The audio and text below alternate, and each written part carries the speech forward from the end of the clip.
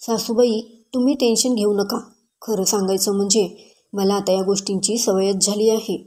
1-2 वेळा असं झालं तर समजून घेता येतंय, पण रोज रोज तेच तेच असेल तर कोण किती सहन करणार. मी तुमच्या बोलण्याला थेट मनावर घेणं सोडलं आहे आणि त्याच दिवशी टेन्शन घेणंही सोडलं आहे. मानवी शांतपणे आपल्या सासूबाई राधिकाबाई यांना म्हणाली. राधिकाबाई लगेच चिडून म्हणाल्या, म्हणजे काय? मी उगाचच तुझ्या मागे लागते का? किती वेळा सांगितलं आहे तुला, जितकी गरज आहे तितकंच जेवण बनवत जा. पण नाही, तुला माझं एकही सांगणं महत्त्वाचं वाटत नाही. माझं बोलणं म्हणजे जणू एका कानाने ऐकून दुसऱ्या कानाने सोडून देणं असतं. मानवी हसून म्हणाली, मी काय करू सासूबाई? 2 पोळ्यांची किंमत तितकी नाही जितकी तुमच्या बीपीच्या औषधाची किंमत आहे. तुम्ही स्वतःही रक्तदाब वाढवता आणि मला पण त्रास देता. पण मी आता टेन्शन घेणार नाही. तुम्हाला काही सांगायचं असेल तर तुमच्या मुलालाच सांगा, असे म्हणत ती उठून गेली. मानवी गेल्यानंतर राधिका वैतागून म्हणाल्या, हिला काय झालंय? आधी डोकं खाली घालून सगळं ऐकायची, आजकाल मात्र एकही शब्द ऐकत नाही. उलट माझ्याच बोलण्याला उलट उत्तरं देते. हे ऐकून राधिकाचे पती राजेश शांतपणे म्हणाले, अगं राधिका, हे तर होणारच होतं. नीट विचार करून बघ. जी सून आधी तुझ्या प्रत्येक शब्दाला मान देत होती, ती आता अचानक असे का वागत आहे? रोज रोज सतत या त्या गोष्टीवरून टोकाटोकी झाली तर कोण सहन करणार? मानवीला चूक वाटत आहे म्हणून आता ती स्पष्ट बोलत आहे. ह्या बदलासाठी कुणाला दोष द्यायचा? खरं तर आपणच विचार करायला हवा. राजेश यांच्या या बोलण्यावर राधिका गप्प झाली. तिला जाणवलं की कदाचित खरंच रोजच्या लहान सहान गोष्टीवरून बहुतेक ती जास्तच बोलत आहे. राजेशजी हसत म्हणाले, राधिका, आता मानवीने तुझ्या बोलण्याला सिरियसली घेणंच बंद केलंय. हे ऐकून राधिकाबाई संतापून लाल पिवळी झाली. दुसऱ्या दिवशी तिने सगळं प्रकरण आपली मुलगी रेखा हिला सांगितलं. रेखा म्हणाली, मम्मी, मी कितीदा सांगितलं होतं ना तुला, वहिनीच्या प्रत्येक गोष्टीवर टोकाटोकी करू नको. बाबा अगदी बरोबर बोलतात. सतत एकच गोष्ट पुन्हा पुन्हा ऐकवली तर कोणीही ती गोष्ट गंभीरतेने घेत नाही. तू वहिनींच्या चुका दाखवते, पण विचार कर, तुझा नातूसुद्धा फक्त 8 वर्षाचा आहे. मी एखादी गोष्ट अनेकदा सांगितली तर तोही मला उलट उत्तरं देतो. मग तू ही वहिनीला सतत टोचत राहशील तर ती गंभीरतेने घेणं सोडून देईल. मुलीचे शब्द ऐकून राधिकाला पहिल्यांदाच जाणवलं की कदाचित चूक तिच्याचकडून होत आहे.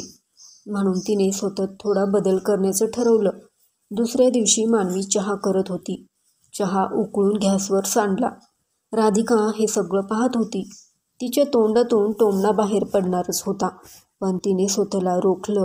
हे पाहून राजेशजी खुश झाले आणि हसत म्हणाले, छान आहे राधिका, एकदा बघूया ना तुझ्या न बोलण्यामुळे मानवी काय करते ते.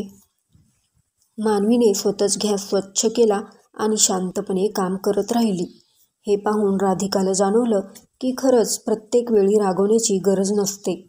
एकदा मानवी भेंडीची भाजी करत होती तेव्हा अनुराग आला आणि म्हणाला, आज मला भेंडी नको, मला मटर पनीर खायची आहे. मानवी शांतपणे म्हणाली, आपल्या घरात अन्न वाया घालवणं पाप आहे. आज भेंडी केली आहे ना, मग तीच खावी लागेल. जर मी लगेच वेगळी भाजी केली तर बाकीचं कुणाला आवडणार नाही. अनुराग तिच्या उत्तरावर हसला आणि मानवीही हसून निघून गेली. राधिका फक्त बाजूला बसून निरीक्षण करत राहिली. ती काहीही बोलली नाही. काही दिवसांनी मानवीने खीर केली आणि म्हणाली, सासूबाई, ही खीर मी आपलं नातं सुधारण्यासाठी केली आहे. तुम्ही लक्ष दिलत का? जेव्हापासून मी तुमचं बोलणं सिरियसली घेणं बंद केलं आहे तेव्हापासून तुम्हीही मला रागवणं बंद केलं आहे, टोचूनही बोलणं बंद केलं आहे. आता तुम्ही घराच्या इतर गोष्टींकडे लक्ष देता आणि स्वतःच्या तब्येतीकडेही लक्ष द्यायला लागलात. बघा, तुम्ही बीपीचं औषधही वेळेवर घेत आहेत. मला आता समजलं, घरात जर आपापसात सामंजस्य असेल तर टेन्शन काही राहत नाही. हे ऐकून राजेशजी आणि अनुराग हसू लागले. राधिका हसत म्हणाली, हो सुनबाई, पण हे विसरू नकोस की मी तुझी सासू आहे. मला सैल सोडता येतं तसं घट्टही पकडता येतं. तुला माझं बोलणं गंभीरतेने घ्यावंच लागेल. मानवी हसून सासूंच्या गळ्यात शिरली आणि म्हणाली, सासूबाई, आपलं नातं आई मुलीसारखं आहे. टोकाटोकी आणि रागाची गरजच काय? एखादी गोष्ट प्रेमाने समजावली तर मला लवकर समजेल. आणि तुम्हीही छोट्या चुका कधी कधी दुर्लक्षितही केल्या तर त्यात काही बिघडणार नाही. दोघेही हसल्या आणि त्या दिवसापासून त्यांच्या नात्यात हळूहळू बदल होऊ लागला. घरातल्या तणावाची जागा आनंदाने घेतली. सण उत्सवही पूर्वीपेक्षा उत्साहात साजरे होऊ लागले. सासू सुना दोघी एकमेकींचं ऐकू लागल्या, समजून घेऊ लागल्या आणि एकमेकींना आधार देऊ लागल्या.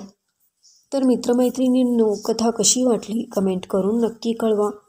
चॅनेलला सबस्क्राईब करा, लाईक आणि शेअर करा. धन्यवाद.